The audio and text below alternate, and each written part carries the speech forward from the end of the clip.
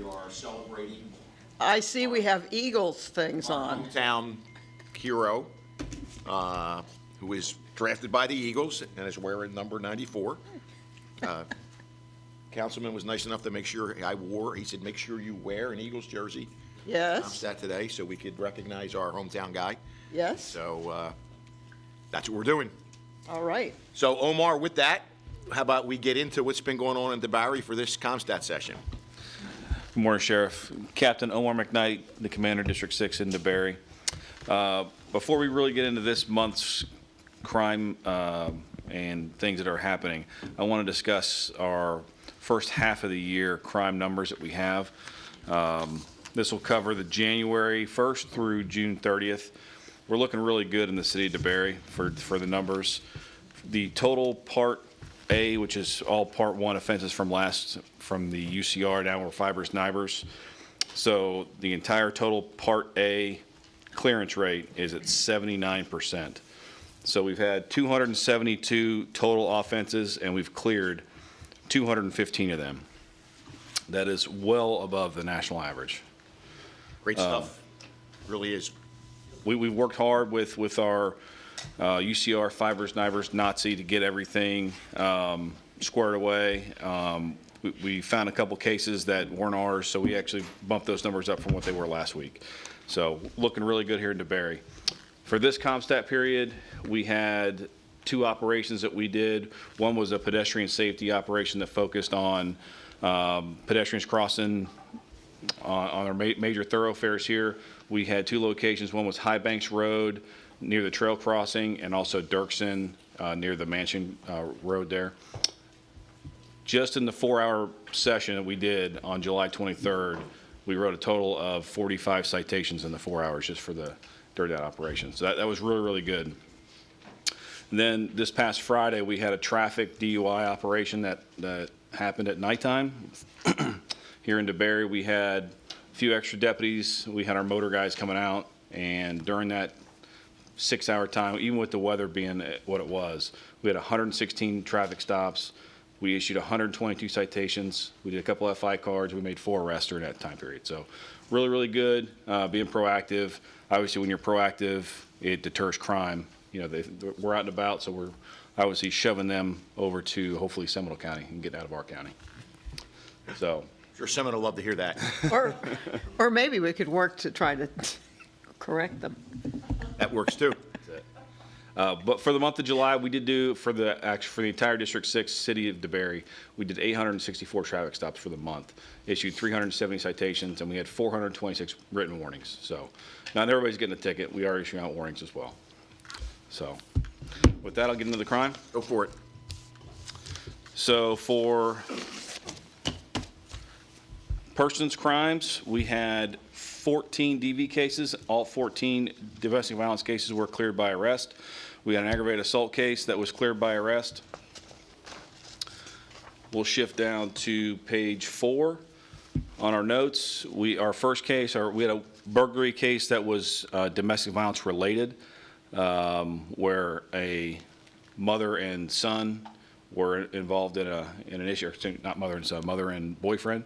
They share a child in common, and there was a disturbance there. He was arrested for burglary. We have a vandalism case. This is where a defendant was walking around. This is actually in Orange City. A defendant was walking around and ripped windshield wipers off of a vehicle, and this was cleared by arrest as well. We had a vandalism at Life Storage at 3075 Enterprise Road in DeBarry. The suspects entered the business at 6 o'clock in the morning and damaged the gate. The damage is estimated around $500. And we don't have any leads on this case. We found 2 people inside the business, but we couldn't prove that they were the ones that did damage. They were trespassed, and this case has been suspended. Next up, we have a fraud, 715 Sparkman Avenue. The victim reported he received a check in the mail through USPS, and it had a cashier's check for $1,400, and he was directed to go buy some gift cards. And this turned out to be a fraud, and our detectives have this case. Victim's out about $1,000. We're waiting for the legal process to come back. This is actually the new, well, it's not new, but this is the trend right now. A lot of gift cards, a lot of these pop-up ads or computer-generated ads. What we found is that these gift cards are being sold pretty quick. They have groups on Telegram, the app, WhatsApp. They sell them at 50%, and then they're used all over the country, which makes it hard. Even when we get surveillance video, it's hard to identify who these people are because they're using them, within minutes. Are we still having the gold fraud as well? No, that one stopped. Good. We haven't had any. The main guys are in India, so there's probably nothing we can do to that. Right. We had another fraud, 409 River Drive. Our victim placed a $15,000 down payment on a classic car. Turns out the business itself probably doesn't exist, and the detectives have this case as well. So this ended up being a fake website that was based out of Lithuania. The victim wired $15,000 to a bank account. We froze the bank account. There's no money there. It's negative $240. The business is legitimate. They use the business name. We contacted the owner, who's an old guy, 80 years old. He's in the process of selling. He has no idea what's happening. He said that there's been many agencies that have contacted him. The FBI as well is investigating the same scam. If they're based out of Lithuania, outside the country, we're probably not going to be recovering any money. Next up, we have a motor vehicle theft, 8 Valencia Drive. This is a landlord-tenant issue. The tenant owed the landlord some money, and the landlord decided to have the car towed to a salvage yard, recover some money for the money he was out, which is dealing with stolen property as well as grand theft. So he was arrested for that case. Self-help, huh? Yes. He doesn't understand why he keeps blasting me with emails. He does not understand what he did. That with self-help isn't the way to go? me. Right, Yeah. exactly. Okay. We had a shoplifting at Walgreens. 3 subjects entered the Walgreens and stole $40 worth of miscellaneous items.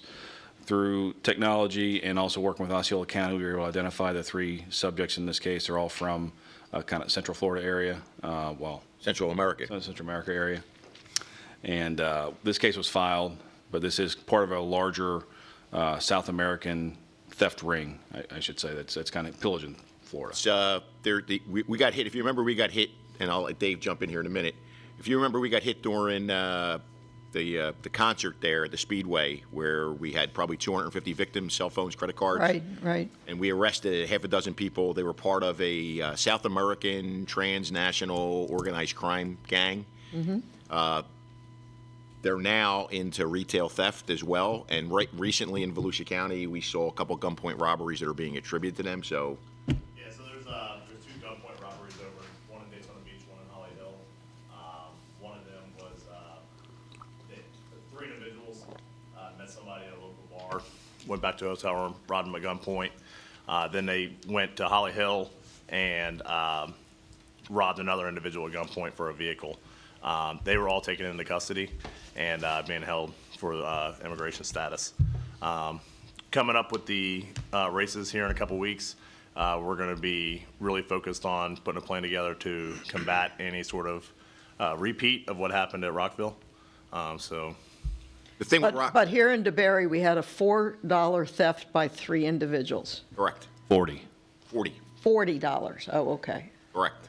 And what's interesting is they're here illegally, and they've been arrested. The one guy's been locked up 7 times for felonies, 8 times for misdemeanors. The other guy's been locked up 5 times, and nobody's held them or did anything with them. So with the help of Osceola County, we've been able to identify how they're traveling around. And it's not only this group.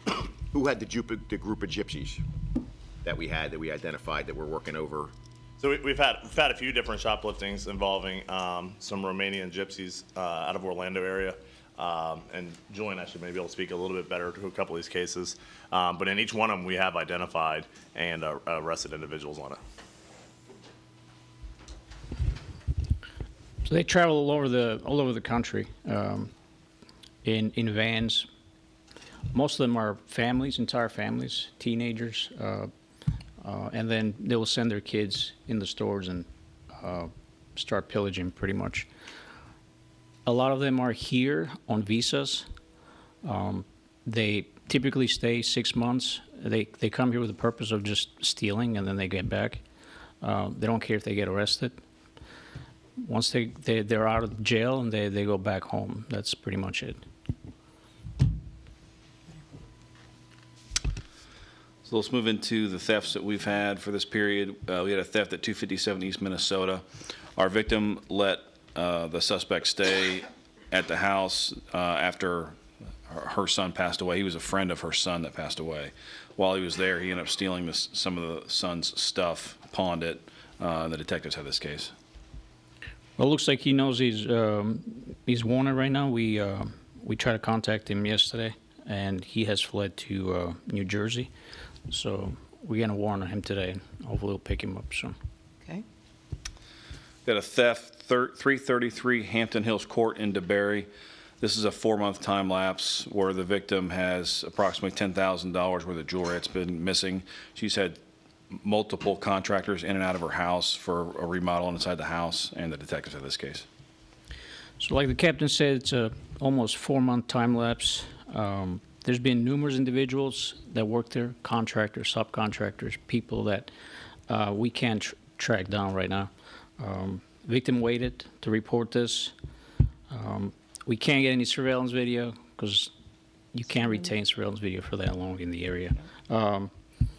License plate readers, again, it's only 90 days, so there's nothing we can do with this case. It's been suspended for now. The last theft we have to talk about is at 272 Valencia Road. This is where the victim and the suspect were arguing about money that's owed, and then the victim had some items stolen from within his vehicle, and the detectives have this case. So these two individuals know each other. There was a disagreement about money owed. The suspect got into a verbal argument with the victim, and then after the suspect left, about 30 to an hour after, the victim went in his car and noticed several tools were missing. We tried to do a control call with the suspect. Suspect did not acknowledge stealing any of the stuff. We made many attempts to contact him, and we haven't been able to get a hold of him. He hasn't pawned anything. We're going to try to do kind of like an undercover up, trying to see if we can buy some of this equipment. So it's still an active case. More suspected self-help. Yes. So that's all I have for crime. Coming up on the horizon for us is getting embedded in the schools, because schools will start soon. We did a walkthrough actually yesterday at University High School. Identified some rally points and some issues that could come up as far as if there's a disturbance or if there's a major incident there.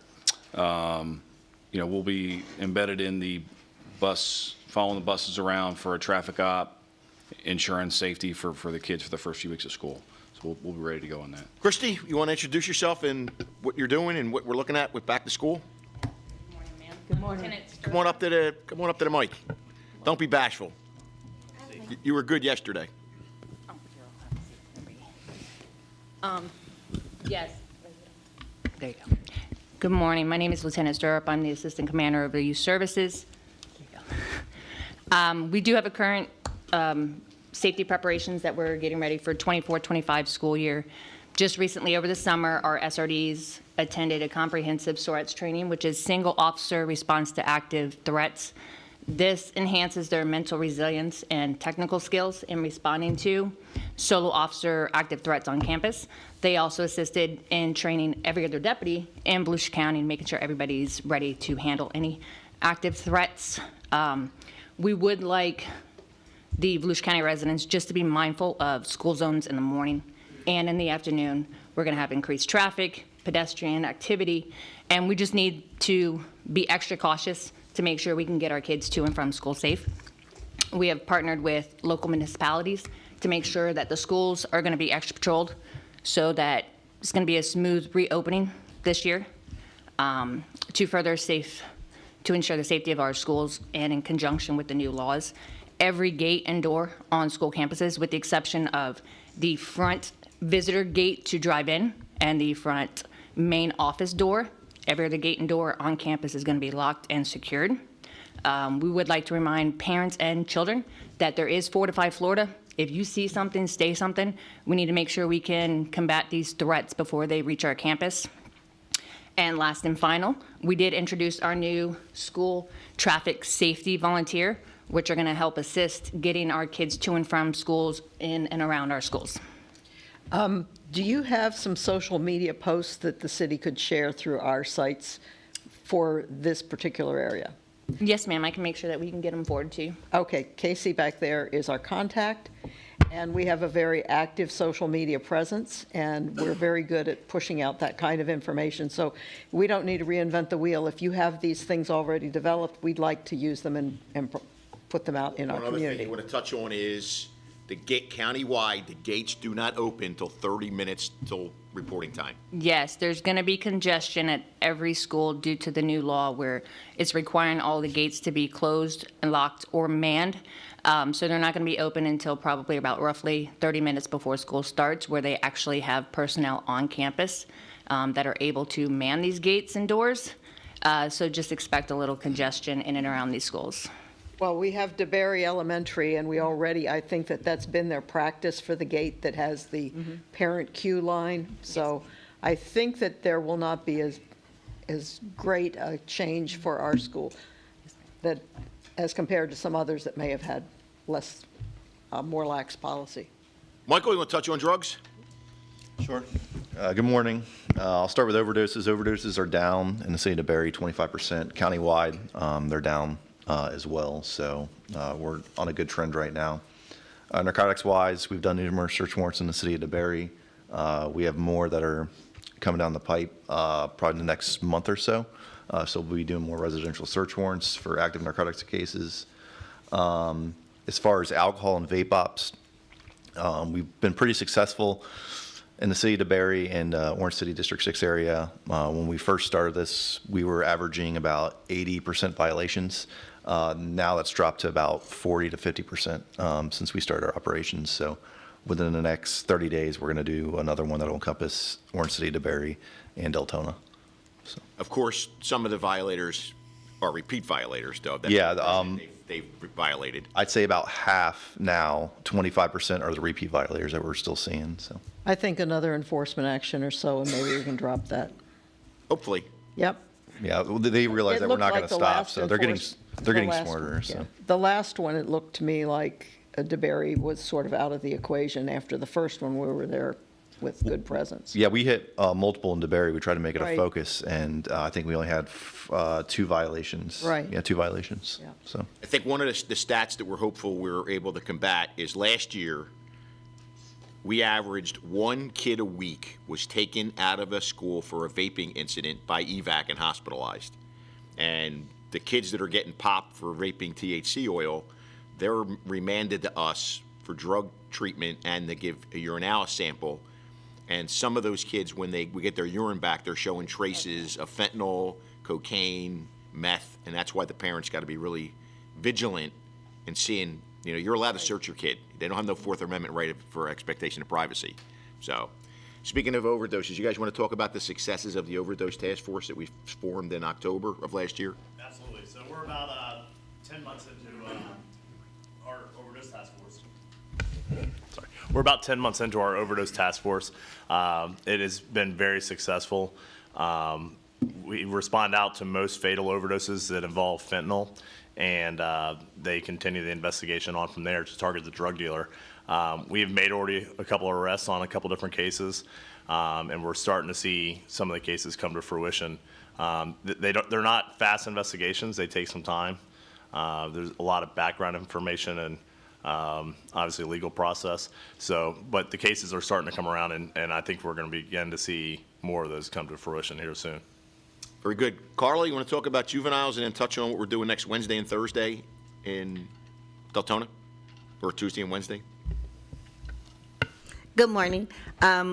We are gearing up for back to school, and as the sheriff stated, with the vaping, we are seeing our kids come in with fentanyl and meth, and the kids just think that they're vaping THC because they will admit to smoking marijuana, but when we saw their test results, they were like, no, we just bought this off the street. So it's real important for parents to understand the street drugs is how they're getting the kids into the system.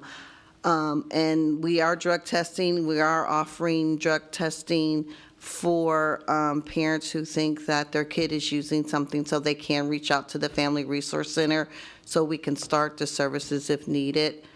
As far as next Tuesday and Wednesday, we'll be showing Thelma at Deltona Epic Theater, 2 showings each day at 1 p.m. So please come out and learn more about fraud and what's happening in the community. So do you have anything that would be appropriate for our social media distribution in reference to the availability of testing for parents who suspect their child may have a problem? Yes, we can get something to you. Okay. I think that that would be good. I think there's probably many parents maybe in that situation, and they don't think, I'm going to call the sheriff on it, but it could be presented to the community in a way that's helpful rather than alarming, and I think it would be beneficial for them to know it's available. Very good. Captain Egan, you want to touch on what's going on with training and hiring and where we're at, staffing? Yes, sir.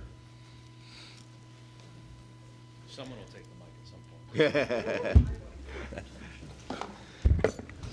Good morning. My name is Eric Egan. I'm the director of the Volusia Sheriff's Office Training Academy. And to kind of summarize what we're doing is we're buzzing. We got a lot of stuff going on out there. Just this week alone, we trained over 130 school crossing guards, getting their Which we're still hiring. So if anybody's out there in DeBarry looking for a great part-time job and they're retired, school crossing guard is a pretty good gig. We are in our 7th police academy that we're offering. We're in our 4th year of training. We've got 8 deputy recruits in that training program. We also just this Monday hired 9 new deputies, and so we call that new deputy training, and they're deputies that are they're law enforcement officers that they're already certified and have already worked at another agency, and we bring them on and they go through an abbreviated training process. Lieutenant Stirrup also mentioned the single officer response to active threats and shootings. So all the deputies, like she mentioned, have been trained, all the supervisors. But this week we're also training all the school guardians for Volusia County. So like I said, we've got a lot going on, and I think that kind of summarizes what we're doing. And we still have a few openings, and we anticipate on starting hiring, I want to say October, November-ish. But we don't have 90 vacancies anymore. We're No, talking sir. single digits No, now. yes, sir. So that academy has been a godsend to us. Right. And congratulations, that is a major step forward in keeping us all safe. Well, I'll give everybody in this room and everybody that's not here a plug. There are 18,000 police departments in the United States of America. We are one of 15 that are called Tri-ARC certified, meaning we meet or exceed national standards as an organization, as our communication center, 911 center, and our training academy, which received that in March. So, Paul, want to go off the board a little bit? I know this isn't DeBarry, but we did have a homicide last night where 3 teenagers were shot in Pearson. One was killed. Do you want to touch on that? Yep. So we had three juveniles, youngins, come down from the Crescent City area into the Pearson area. They were involved in some nefarious activities. We're unsure of who the suspects are at this time, but through technologies and all that, we will identify them. I'm betting with Dave that by the time I get back from Alaska in 2 weeks, we'll have them identified. Oh, you're going to Alaska? Yes, sir. Who approved that? Chief, right Thanks, next to Tim. I appreciate that very much. Dave's got it. You got anything you want to hit on? No? Tim, you got anything you want to hit on? I'll back to the shoplifting with the $40. There's a new trend going out. It's called jugging. It's sweeping across. Oh, I'm sorry. Want me to use that Here, microphone? here. I'm going to use this to make her happy.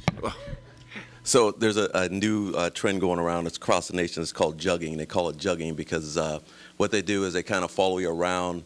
They set up ATM machines, banks. They kind of watch you, and they feel that you'll have a decent amount of money on your person, which goes back to the holdups that they've had. Prior to that, they would just watch you.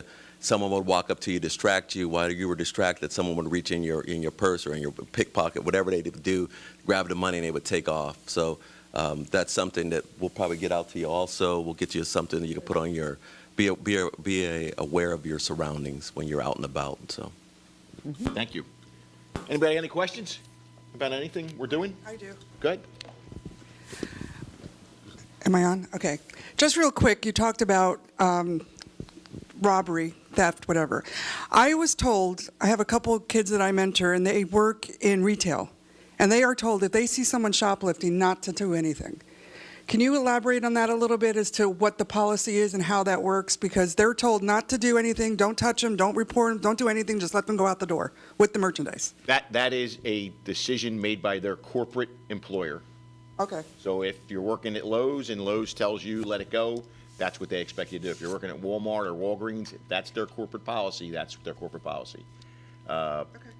I didn't know if it was a... Yeah, with today's video, a lot of these cases are solved with video. Does somebody want to talk about Fuchsias, what we're looking to do with Lowe's? And can we talk about that? Sure. So Fusus is a camera system. Well, you can talk about it Go ahead. better than I can, obviously. But yeah, Lowe's has all their LPRs is now tied into the Fusus. Yeah, basically the Fusus system, it's a single pane intelligence center that puts intelligence in every patrol car in Volusia County. So the sheriff paid for this program, not only for the sheriff's office, but all the municipalities in Volusia County. And what we do is we share information. We share video feeds with private corporations, public schools. One of the main driving points of getting this technology is so that deputies and law enforcement officers responding to a potential active killer situation at a school would have access to cameras at that school. And we brought that to fruition through this technology. But there's a lot of other integrations where we integrate our license plate recognition systems, and it's great technology. To talk about specifically what we're doing with Lowe's and Walmart, because that's going to be the wave of the future. So Kind of out of the mix there. Okay, Yes, sir. you evaluated the technology and Yes, sir. passed the ball over to the detectives. Okay. Yes, sir. So Yeah, Lowe's, good answer. Lowe's nationwide has LPR systems in all their stores, and we just recently walked in, talked to the management, and the corporate gave us access to all their cameras. Walmart's supposed to be coming on board with that, Yep. and any other private entities that have the camera systems and all that, they can just tie in by giving us access to it. So that's where we're headed with that. That's kind of where they're saying, just let it Right. go. What the policy Yeah, that's why they're saying let it go, because there's so many cameras there. Now, Captain Maddox is working with the neighborhood Walmart on Woodland Avenue in DeLand, because last week I think they had 5 retail theft cases, shoplifting cases. They cleared all the arrests, but that place gets hit more than I think any other Walmart, with the exception of one in Deltona. It gets creamed all the time. But it's the technology that we use to do it. You know, Sheriff? sadly, they still allow them to wear COVID masks in the businesses, which hurts us. Yeah. Is that, I didn't Good. mean to cut in when you were Nope. not done. I want to say thank you for the statistics that you've provided for DeBerry and for District 6. For my clarification, District 6 is all of DeBerry plus the part of Orange City that you patrol, is that correct? That is correct. Okay. The only things that concern me a little bit here are the clearance rates for forcible sex offenses at 25%.